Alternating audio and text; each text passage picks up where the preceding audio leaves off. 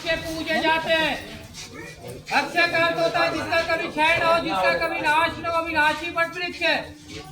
इनको साक्षात ब्रह्मा विष्णु महेश ने सृष्टि की स्थिरता के लिए स्थापित किए थे। इनका किसी भी काल खंड में क्षय नहीं होगा, नाश नहीं होगा, यहाँ तक कि प्रलय काल में भी इनका नाश नहीं होगा। इन्हें अमर होने का वरदान दिया गया है। त्रेता युग में श्री रामचंद्र जी, लक्ष्मण जी और माता सीता जी जब वनवास पे जा रहे थे, वनवास के लिए जा रहे थे, तो सबसे पहले वो प्रयागराज पहुंचे और प्रयागराज में भी सबसे पहले महर्षि मुनि भारद्वाज जी के आश्रम में पहुंचते हैं।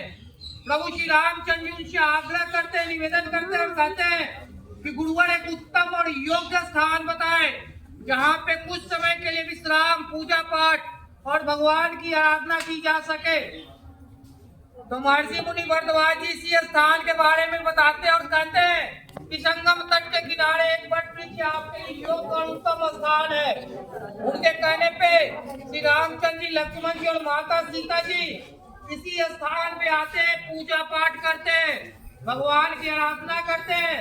फिर अक्षय वट के दूध से जटा बनाकर आगे की यात्रा को प्रस्थान कर जाते हैं और चित्रकूट पहुंच जाते हैं। चित्रकूट में लगभग 11.5 साल की अवधि बिताते हैं। जैसे ही 11.5 साल की अवधि समाप्त हो जाती है तो पंचवटी चले जाते हैं। जब पंचवटी पहुंचते हैं तो वनवास का आखिरी काल होता है, आखिरी समय होता है।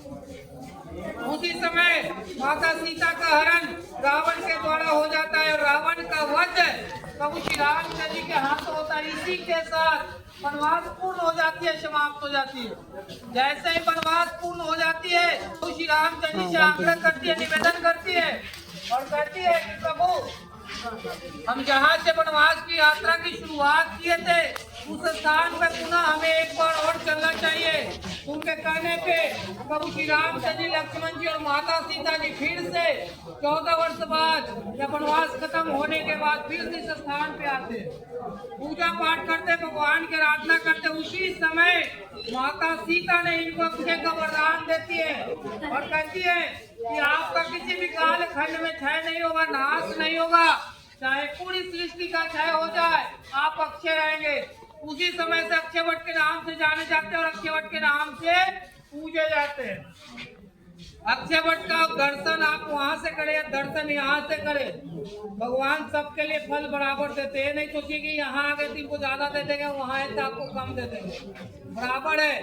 तो अक्षय वट के दर्शन मात्र से ही जो मोक्ष के रास्ते प्रशस्त हो जाते हैं, खुल जाते हैं। पहले इस स्थान पे साधु संत, तपस्वी, ऋषि मुनि, यहाँ तक कि देवी देवता और भगवान भी आते थे, पूजा पाठ करते थे, तपस्या करते थे, क्योंकि शुरू से ही ये तपोस्थली भूमि रही है। यहाँ पे भगवान की ज्ञान की प्राप्ति हुई है। आदिनाथ भगवान की ज्ञान की प्राप्ति इसी स्थान पे हुई है। स्कंद पुराण में वर्णित है, हवन कुंड का स्थान है। वटमूलेति विख्यातम सर्वदेवर्षि सम्मतम वेत्रष्टम ब्रह्मदेवन कर्तुना 10 से। इसका अर्थ ये, जितने भी देवी देवताएं थी अक्षय वट के नीचे आते थे और ब्रह्मा जी इस स्थान पे 10 बार यज्ञ किए।